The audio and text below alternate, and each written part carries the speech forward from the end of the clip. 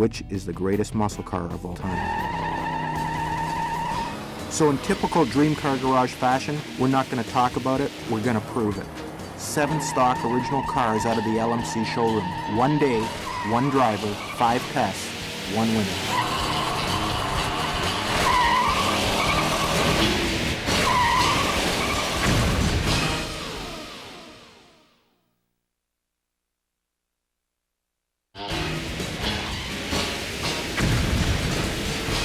This test that you guys have come up with is really cool. I mean, it's fun to see what the cars can actually do. It's not to step on the magazines of the era, but back then testing was so horrifically unscientific. You know, muscle cars are mythical. They have these legends around them. Nothing was ever as fast as, say, a big block Chevelle or a Hemi Challenger. Well, is that actually the case? The factories were known to throw test cars at them that may have been a little bit lighter, you know, may not have had soundproofing, may have had a little bit of port work done to the heads. It's fun that you guys are actually taking 7 cars that were at Legendary Motor Cars, and you're going to actually put them to the test and see what the cars actually did. Any one of the 7 competitors could be a winner if you pick the right magazines. The cars have legends that are going to be very, very hard to live up to, so it's going to be fun to see where they actually stand. This portion of the Dream Car Garage Muscle Car Shootout is brought to you by Year One, your restoration and performance headquarters. So, why the 0 to 60 test? Probably because the speed limit was 60 miles an hour as the Enthusiast magazine started up. That index number, 0 to 60, became very important. And with the use of this little device, we'll figure out how that's actually done. Now, just... don't worry about it. Used it lots, works great. It measures g-forces and time to compute distance, which allows it to extrapolate horsepower and torque. This allows the user to gauge the benefits of any performance modifications that they've made. Now, Peter's going to be driving a lot of different cars in a lot of different scenarios, so to keep things fair, we'll give him 3 runs at each test.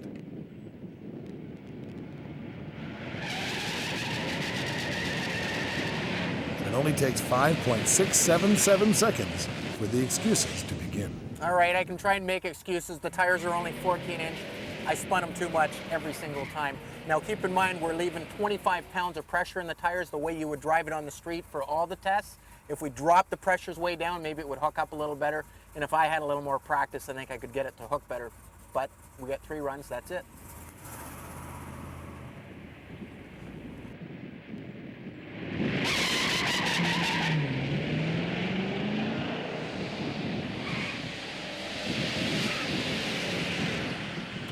First time I took the car up to about 2,500 RPM, it spun the tires and then fell over on itself again. Figured that I need more RPM, I took it up to 3,000 RPM and I just broke the tires loose. So I think the middle run was the good one.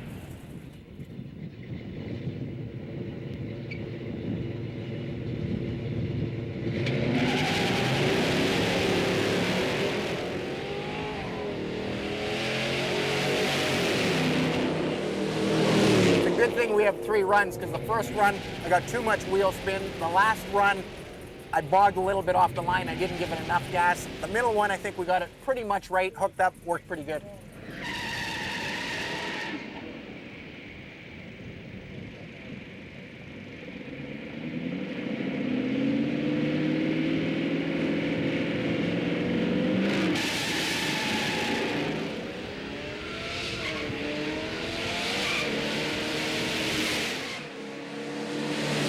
Got a little rattle in the muffler after that.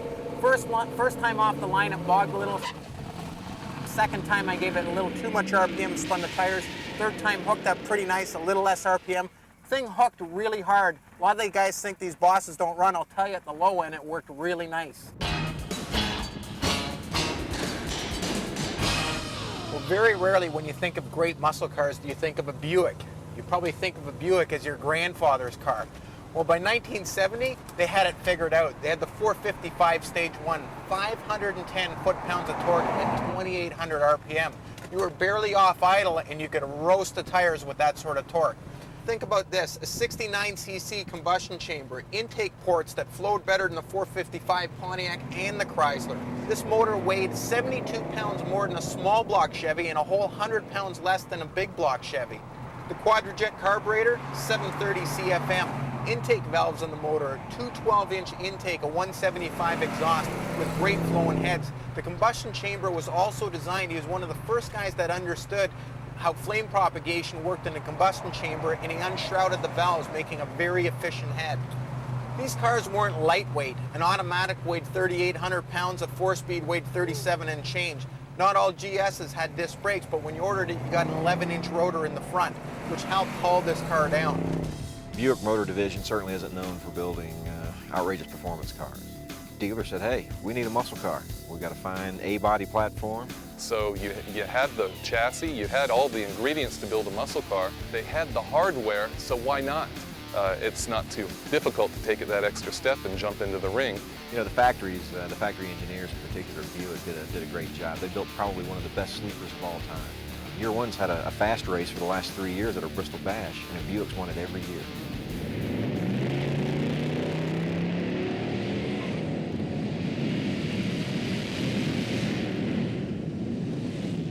Well, I think the first or third run was the best. The second run, it just bogged off the line. You don't get a second chance here to 60. It's not like a quarter mile where the pure grunt's going to take you through the top end.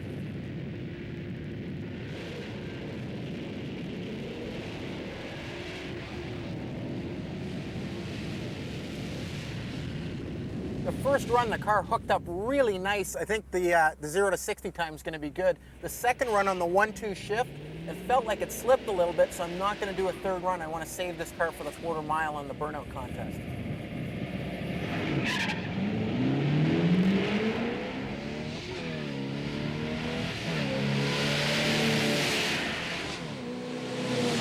I think run 1 and 2 are going to be my strong runs. If it bogs, it's all over, you're done. So one of the first 2 runs is going to be the quick one. Well, the big surprise after 1 of 5 rounds is the Boss 9 Mustang, and look at the Chevelle. Although the competition's very close, it's going to have some making up to do. When we come back, we'll bring this whole thing to a full stop.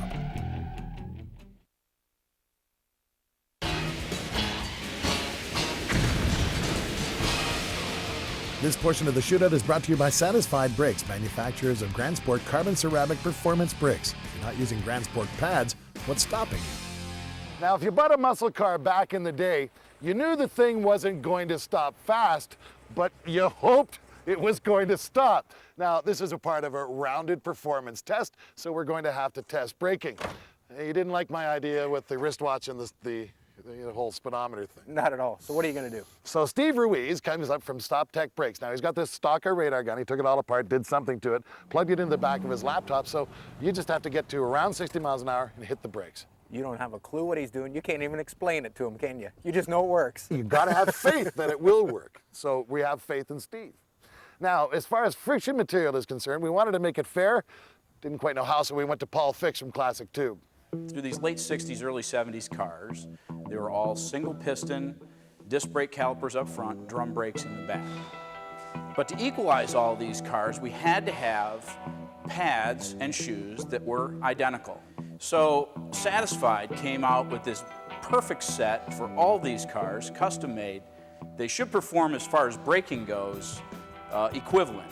Now, the real test will be whose system is the best as far as GM, Ford, or Chrysler. So basically, Satisfied supplied the brake pads, Paul Fix installed them, Steve Ruiz is setting up the actual test, he knows what he's doing, and you did nothing. So obviously Peter doesn't see the value in a good long nap. Now, lest you think that 60 to 0 isn't exciting, take a look at this. First time I just hit the brakes too hard, locked up all 4 wheels. Second time I hit the brakes, the rear ones grabbed, it started pitching the car sideways. I saw the cameraman actually running, so I lifted out of the brake pedal, terrible one. The last one, it's braking as good as it can. I think what we're doing is we're rolling these cars back and forth a whole bunch. They got the self-adjusters on the rear brake drums. It's expanding, and actually the rears are coming on before the front, causing the cars to lock up.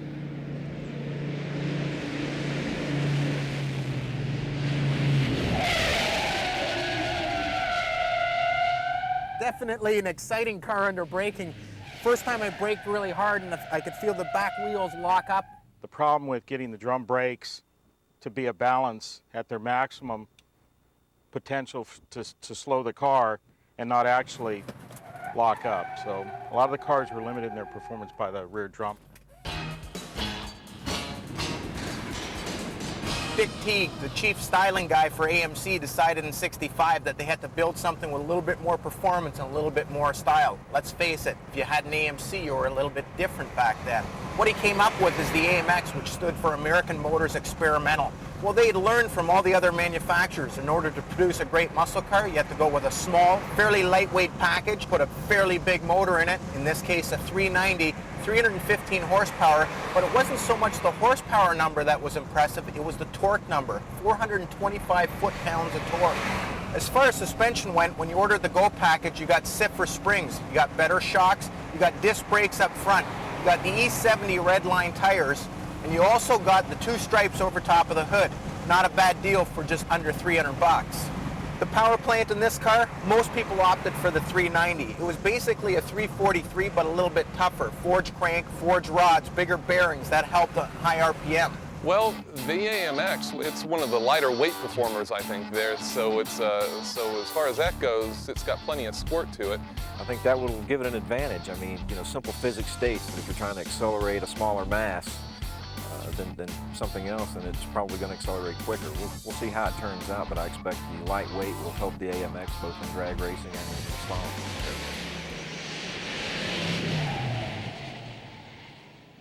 The first time was almost scary. As soon as I hit the brakes hard, the car just darted all over the place. Yeah, the brakes slow the wheel and tire assembly, but the tires actually slow the car. Second time, trying to threshold brake a little bit more, it worked better. The third one stopped nice and straight. That was by far our best run.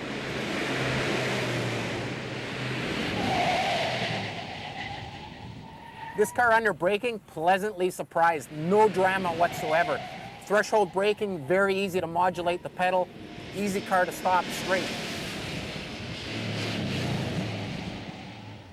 The first run was a little bit scary. The pedal was spongy and it just felt like it was going to go to the floor. It felt okay at the end. Now it's sort of funny that these things are getting better with each braking, and I think what we're doing is finally getting some heat into the pads and into the rotor, and that's actually stopping better.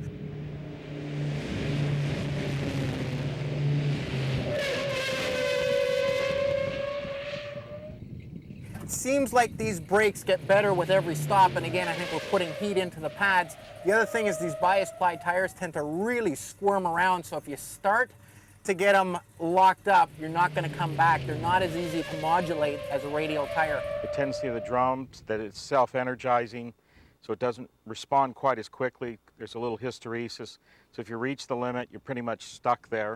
It doesn't respond and back off of the limit as quickly as this. So once the car's out of balance, it's very hard to bring it back.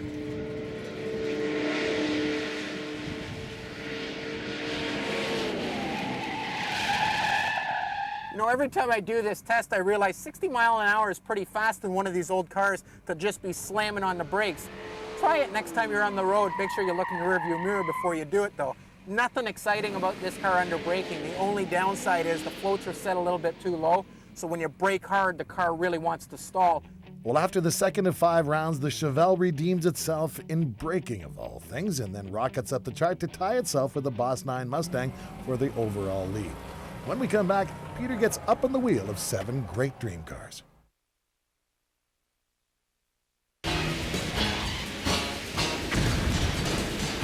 This portion of the shootout is brought to you by AutoZone, carrying the Grand Sport line of high-performance pads at over 3,300 stores in the U.S. Get in the zone. AutoZone. Now, good handling in the muscle car context is not crashing while you change directions in the thing. But we needed to have a test that would compare all the cars fairly. So here's what we did. We set some cones 70 feet apart. Now, what Peter's going to do is enter that course in a slalom and drive by a kind of an antiquated timing system spread out over 250 feet. That amount of time will be our comparison for all 7 cars. I feel Peter approaching me from the rear. It makes me nervous because that's how he makes most of his money. You know, your wife says there's 3 things that never come out of your wallet: your money, your credit card, and that thing that causes that circular impression. Poor girl, I don't know how she puts up with you.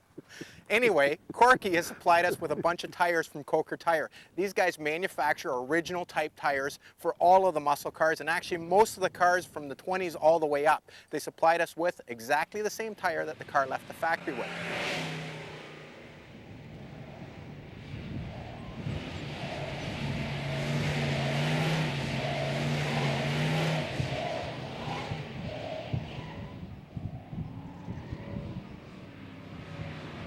This car is an absolute pig through that course.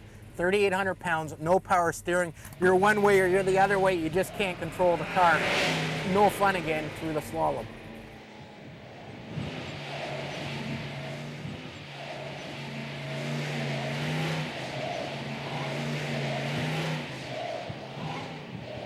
Pleasantly surprised with this car. Went through there faster than I thought it could. Again, the car, even though it feels heavier, turns in quite nicely, and you can really modulate the throttle here. You can throttle steer the car a little bit. All in all, with the front and rear sway bar, nice car through the pylons. Really, the Boss 429 and the Boss 302, Ford had other ambitions other than making killer street cars. What they really had in mind is to homologate the Trans Am cars or the motor, and to homologate the Boss 429 motor for NASCAR. Even though the 429 wasn't going to go into a Mustang, they decided to put it into the 3,500 pound car. It came with a factory rear sway bar, 11.3-inch disc brakes in the front, and the regular drums on the back. All Boss 429s, as a matter of fact, all Boss cars, 351s and 302s, were only available with a 4-speed, always a top loader. Standard gear ratio was a 391, 411, and 430 were optional. Well, let's get to the motor. It came with steel crank, steel rods, actually a billet crank, 4-bolt mains, very, very tough bottom end. But the real magic was in the heads. The heads had a port that you could almost stuff a beer bottle in. All aluminum heads. Instead of head gaskets, they actually used O-rings. Aluminum intake, 735 Holley on top, the air grabber hood, which was functional from inside. Even though it was only rated at 375 horsepower, it was much stronger than that. Torque, 450 foot-pounds of torque, a big number in a 3,500-pound car. The suspension, no different than a Boss 302, which was now a Trans Am contender. Other than the extra weight up front, which was offset slightly by putting the battery in the back, this car was really a fairly good handling car. The Boss 429 Ford Mustang is certainly one of the strangest cars ever built by any of the big three manufacturers. And that's because it's an exotic race engine. It was a very powerful race engine. There's a lot of potential in the Boss 429 motor when you really talk about building one for race. You know, they built the car to homologate the Hemi to take on Chrysler's Hemi. You know, the 429 engine was brand new. They had to put 500 in some car, at least, to make Bill France happy.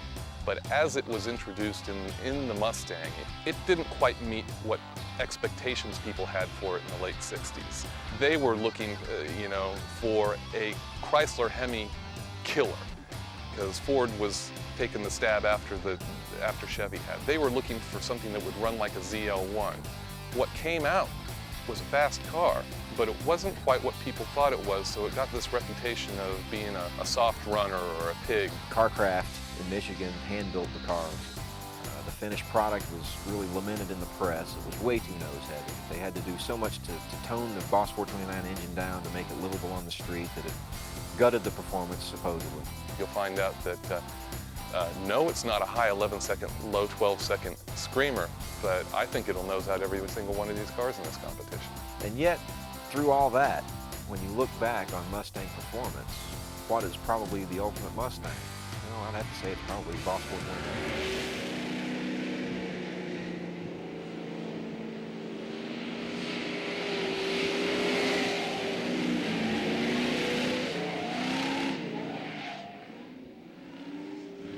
Definitely not the best car around the pylons. The car wants to step out a little, but really easy to throttle steer. Power steering works really nice. So very predictable car, but definitely wants to slide around. After the first three cars in our slalom test, the Chevelle and the Mustang are very close. The Hurst Olds in third place. When we come back, we'll run the rest of these great muscle cars through the cones.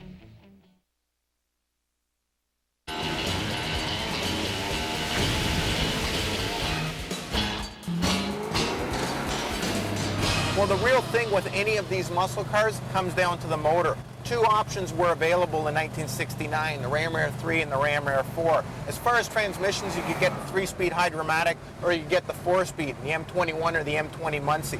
The standard rear end for a Judge was a 355. You could order the Posse. As far as braking power, well, 11.1-inch front rotor did most of the stopping. A 9.5-inch rear drum, it helped a little bit. The 400 Ram Air 3 motor had 10.75 to 1 compression, a hydraulic cam, a D-port head, cast iron intake, and a Rochester Quadrajet.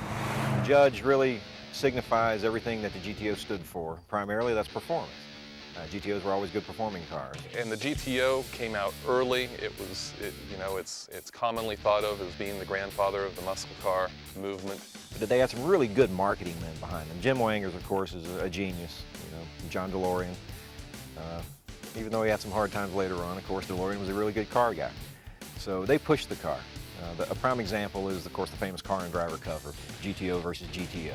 I'd say Pontiac really did steal Italy's thunder in taking that because they applied it to a car that had much more mass appeal and mass accessibility, such that who can afford a Ferrari GTO?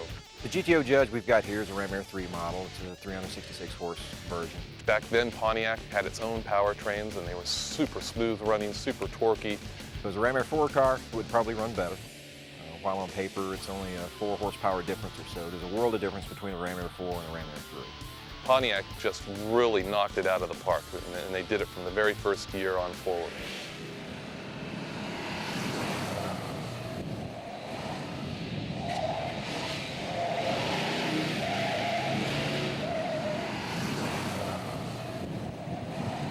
Felt really good. The power steering feels good. Throttle response is good. You can kind of power through the corners. The only thing that's a little lacking are the tires, and you can really feel them roll over, and you can feel a lot of body roll on this car.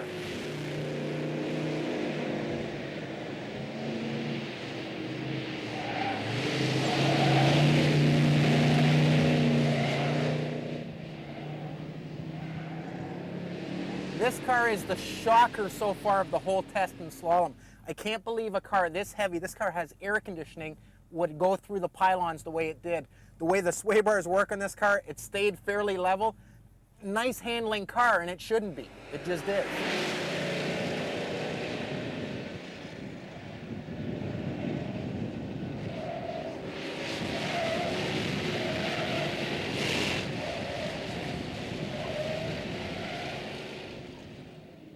What are you going to say about a car with no power steering, that weighs this much, torsion bar front suspension, and a 2.4 barrel setup that you can't really modulate the throttle? Either you're in the one or you're into the both. Just not a fun car to drive on the slope.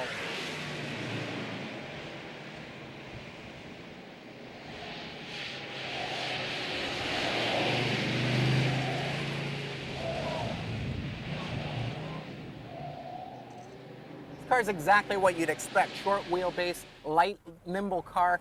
Went through the slalom very nicely. Well, after 3 of 5 rounds, the Buick GS and the AMX do surprisingly well, taking the Buick to a first-place tie in the AMX all the way to 3rd. When we come back, we separate the men from the boys, and the quarter-mile runs begin.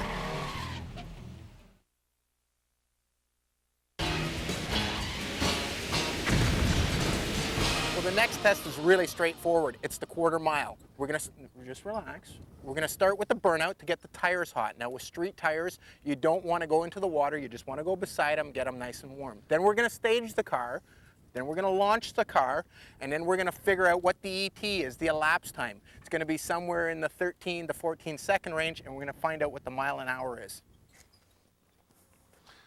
So when these yellow lights come on, Peter knows that he's got about 1.5 seconds before he has to leave. Now, if the red light goes on, he's going to remember that summer he spent in Amsterdam, and he could be sitting on the line for hours.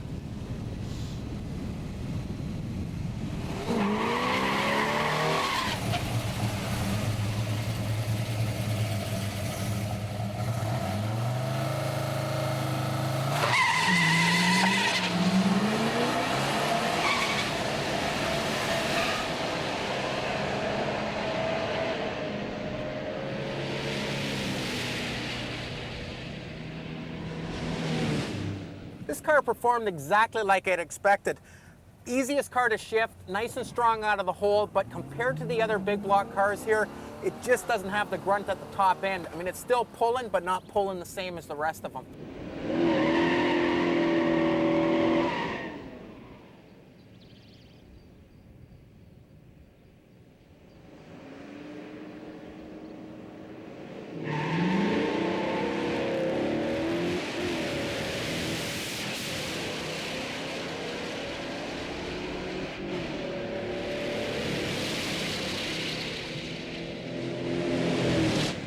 disappointed in the car, actually not in the car, in the clutch. On the first pass, the car worked pretty good. It bogged off the line. It's the only multi-carb car here that we're running. The second and third pass, I had to stop power shifting in the higher gear, the 3/4 shift, slipping huge amounts. So this car, I mean, it did what it did, but it could go faster, just we need a new clutch.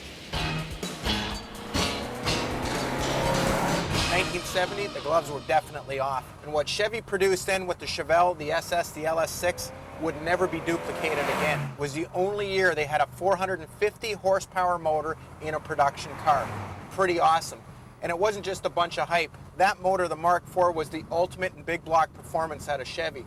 Of course, 4-bolt mains. It was already pre-drilled for an external oiling system for the guys real serious about racing. Steel cranks, steel rods. Had 3/8 push rods, 7/16 rod bolts. I mean, it was a serious piece of equipment. Closed chamber heads that breathed phenomenal through two 19-inch intake valve. I mean, that's a big valve. Solid lifters, 520 lift, 316 duration out of the crate. 780 Holley on aluminum intake. It was the complete package though. The car wasn't as heavy as it looked. Standard gear was a 331. You could opt for a 4:10 ratio. This one here comes with the turbo 400. Transmissions, of course, the M22 Muncie was the ultimate tranny, the rock crusher, and it sounded like it was doing just that. A lot of cars came equipped with M21s. What's ironic is a lot of these cars with sticks came with bench seats. Throughout its history, Chevrolet has identified a lot of their special models with special codes and letters and things. SS comes to mind. Regular production option codes, RPO codes, are also very popular in Chevrolet lexicon. Z28 is probably the most famous. Of course, LS6 carries a lot of water as well. And if you think about the history of Chevrolet muscle, I don't think it gets any better really than the 70 LS6 Chevelle that combined everything that really signified the muscle car era. Cool styling, really big engine, lots of speed, lots of performance. It really sums up Chevrolet's involvement in the muscle car period really well. I think it still is considered a king of the hill. There's a handful of cars that outpowered it, but those were very, very, a Z01 Camaro or power to weight ratio, the 427 Cobras. But now we're talking about cars that are yet even more exotic, more valuable, and more hard to come by today. So when you're really talking about muscle cars that you could walk into your factory showroom and order right up if you so have the inclination, then the LS6 really comes out as being the top of the heap. Chevrolet did a pretty good job of making sure that you could order your LS6 however you wanted. Of course, you paid for it that way. This silver car behind us here is probably going to pay the price for having the tall gear and the automatic transmission.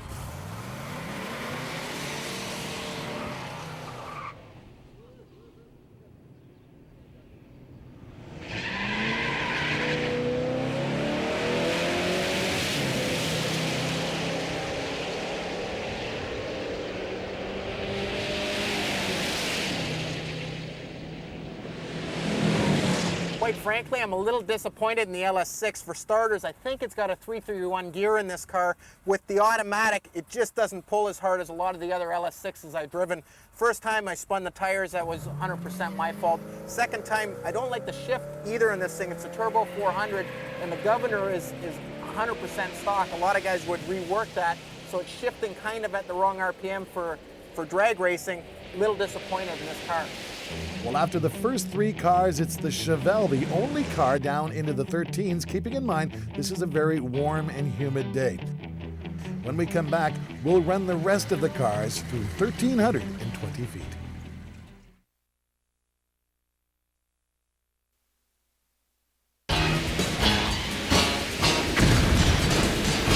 This portion of the shootout is brought to you by NPD, taking the frustration out of restoration. Your source for quality products, great prices, huge in-stock inventories, and personal service.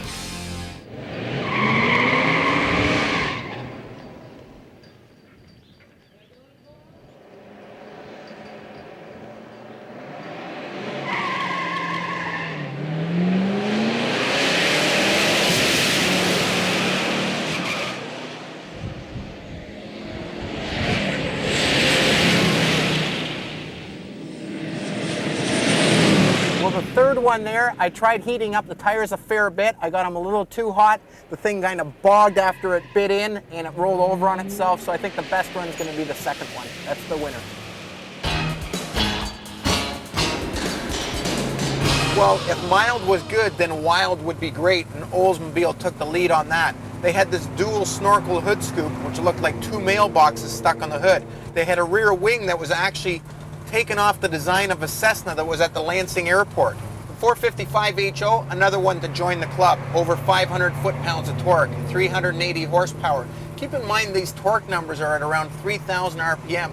Again, just about off of idle, these things are making all sorts of power. This one's also equipped with the Turbo 400 and a dual gate shifter. The shifter is kind of a cool item, obviously coming out of Hurst, where it made it almost idiot-proof to shift it into neutral or reverse by mistake. As far as internals for the motor, well, 10.5 to 1 compression, a great set of flowing heads, a great flowing exhaust, and a Rochester quadrijet is what completed the entire package. Now, as far as rear-end gear ratios, 342 was a standard gear ratio, 391 was optional. This one has the 342. Now, all the cars that we're running today, we made sure they all had posi, so they all had the same bite off the line. Where does Oldsmobile fit into the lexicon? Boy, I tell you what, I think it was the most car you could buy at the time for the money, is when you really balance out, I want to go fast, but I want to do it with style and comfort.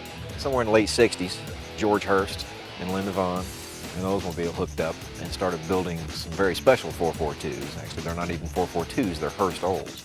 And you know, really those cars kind of took on the image of George Hurst. George Hurst was a character. Part of his image or persona, I guess you could say, is having Linda Vaughn around him all the time, and she's certainly an icon of the muscle car era. Olds really hit it hard with the visual stuff. They had the great twin snorkel hoods, they had the super stripe kits. Now GM had of course, the 400 cubic inch limit and intermediates. George Hurst had a good idea. He said, that's GM's rule, that's not my rule. I'm gonna put the big car 455 in the intermediate A body, and that ought to give it plenty of performance.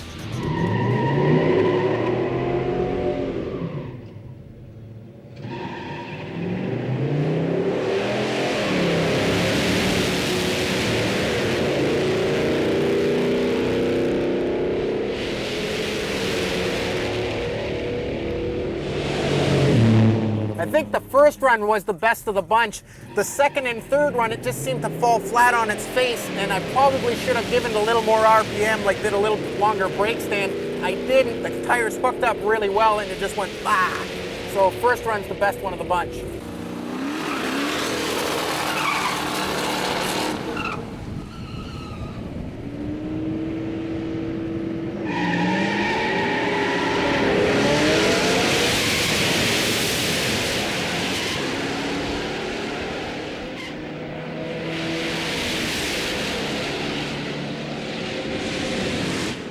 Pleasantly surprised with this car. First two times I lit the tires up a little bit too much. The last time it hooked up just nice. Easy car to power shift, and all those guys that say Boss 9s don't work,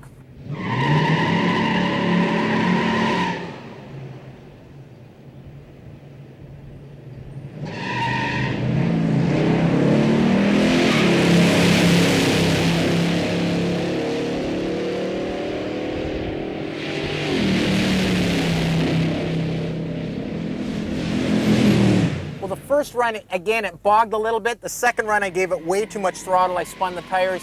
The third run was pretty good.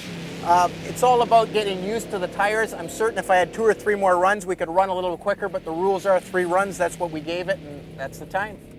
Well, there you have it. 4 cars down into the 13s, making a fairly respectable run. Unfortunately, the Challenger, not so much. Ready for Burnout? We'll do a whole lot of them when we come back.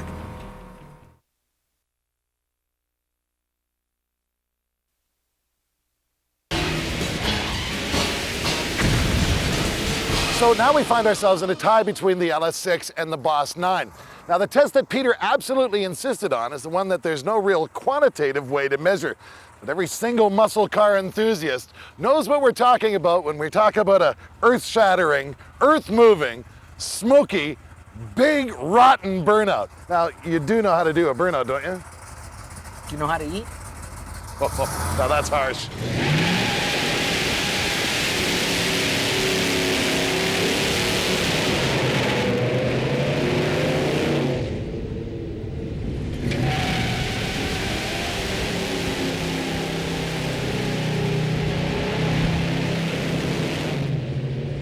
Again, the automatic's at a little bit of a disadvantage, trying to get the tires to spin really hard. We can't get it spinning hard enough with the brake stand to start with. If we loosened off the rear shoes, I'm certain we'd do a way better burnout, but we said we're gonna test them the way we drive them in all the tests.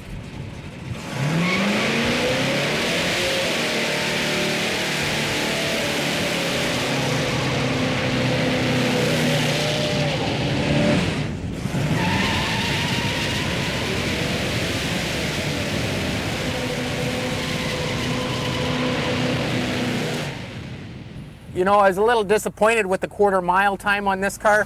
The 331 gears, well, it helps in the burnout. This thing does a great burnout. Once you get them spinning again, it just wants to keep spinning and spinning and spinning. And these Firestones, they go up and smoke quite nicely. The Hemi was really introduced in 1964, the 426, in order to go, of all things, NASCAR racing. What seemed like a lightweight car, in reality wasn't. These cars are 3,800 pounds, and with a torsion bar front suspension, let's face it, you're just not going to handle. Well, as far as the motors went, well, that was the heart of any muscle car. Here we had a crossbolt block, steel crank and rods, aluminum heads, and of course, the hemispherical combustion chamber, and ports that flowed very nicely. An aluminum intake, 2 Carters on top. It was an aggressive package, 490 foot-pounds of torque, 425 horsepower. Now behind that, they had to make sure the trannies were tough. You could either get a torque flight, 727, or you could get a stick with the Hurst pistol grip like this car here. Out back, you could get an 8 3/4, or you could get the 9 3/4 Dana 60 rear end. Standard ring and pinion was a 323, and you could go all the way up to a 410 if you so desired, and obviously a posi was almost a must in a Hemi car. What can you say about the term Hemi? I mean, it's just magic. It still survives today. It's one of those iconic words that came from the muscle car era that people who don't even really know muscle cars seem to know on their back of their head means performance. There's just no getting around the fact, that the term Hemi has so much weight behind it. That it again is probably the best known name in muscle car history. The Dodge Hemi design got tapped by people who want to accelerate the fastest as the way to go, and was carried forward, and nobody's ever, gotten to the point where you're looking for an extra 5 miles per hour or an extra tenth and said, if we back up and try this other direction, I think that's where our limiting is. So it's almost as if the Hemi is proved out as being the way to make horsepower. Again, if you want to take one particular engine that just, is the icon of the muscle car era, it's got to be the Hemi.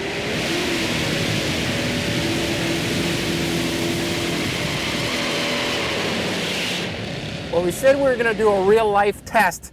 The clutch is almost out of this car. I knew I had to dump the clutch high enough to get them spinning, but I didn't want to take the clutch right out of it. Did a really good burnout, but unfortunately, with all the other things going on with this car, I feel sorry this car hasn't been done justice for the simple fact the clutch is slipping so bad.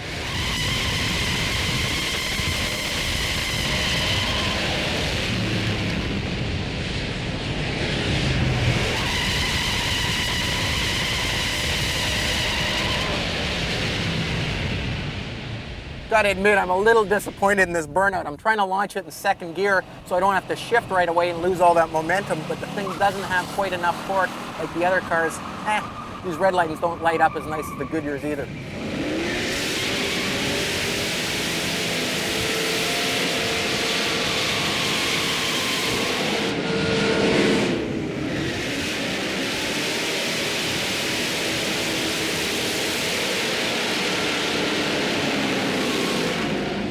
No doubt this car did the best burnout. Launched it at about 5,000 in second gear, and it just doesn't stop spinning. I can just kind of feather it at 5 to 5,500 and just keep smoking. Great burnout car.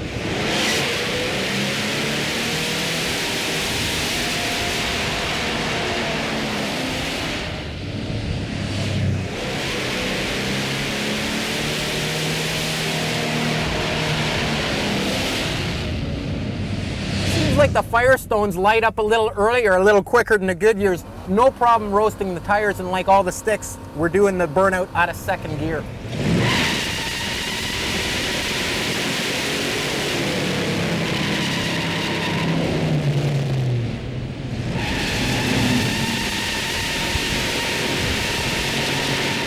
Coming up on the Muscle Car Shootout, we will tally up all the scores.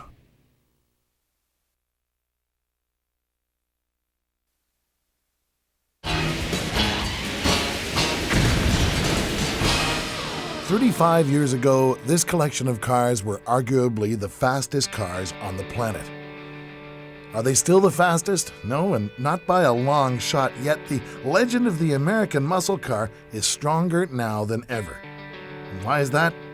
Because those of us who were around at the birth of this era of muscle witnessed something that will never, ever happen again in the automotive industry. With 7 manufacturers participating in a King of the Hill competition, the beneficiary was the average Joe who could walk into a showroom at age of 19 or 20 and actually have the wherewithal to buy one of these weapons, which had few equals in the day. 5 of 7 of these cars have as much as 426 cubic inches of displacement or more. Gas was cheap back in the day, and that is exactly the basis on which we tested these cars. Now, the guys from Legendary didn't tweak these cars. They delivered them the same way they'd been delivered from the showroom back in the day. But Peter definitely beat on these cars is if they still cost about $5,000, not 20 or 30 times that amount. This is the real deal. We tested these cars hard. So in real time, at the end of the Dream Car Garage Muscle Car Shootout, based on the Burnout alone, the tie between the Chevelle and the Mustang, for your money? Gotta be the Boss 429. All day this car performed 100%. When it came to the Burnout, this thing just lit up the tires. It was the most fun to drive out of all of the cars. Shifted beautifully. The car worked very, very nicely from start to finish. Chevelle second. A lot of Chevy guys there, LS6 guys, are going to be disappointed. We haven't cheated anything. We haven't changed tire pressures. We haven't cheated the governors. We haven't reworked carburetors. We haven't unhooked sway bars. You know, a lot of these guys in the supercar shootouts are doing a bunch of things to make these cars run. This is the way the cars left the factory. These are the results. For my money, the Boss 429 wins. And keep in mind that we used an absolutely average driver for all of this. So the Boss 429, I'm going to take the side of the Chevy things. And remember, all of you Mopar guys, it's Peter at dreamcargarage.com. All right, we'll see you next time. Thanks. I'd have to pick the Hurst Olds. It was a 1970 LS6 Chevelle. 69 Boss 429. GTO is kind of the granddaddy of the muscle cars. 70 LS6 Chevelle. Probably the 70 Buick GS. Well, I guess Hemi's got the name. 69 Boss 429 Mustang. I'm going to predict that the Olds is going to clean up pretty good. The Hemi Challenger. The GTO Judge 69. I'm going to have to probably pick the AMX.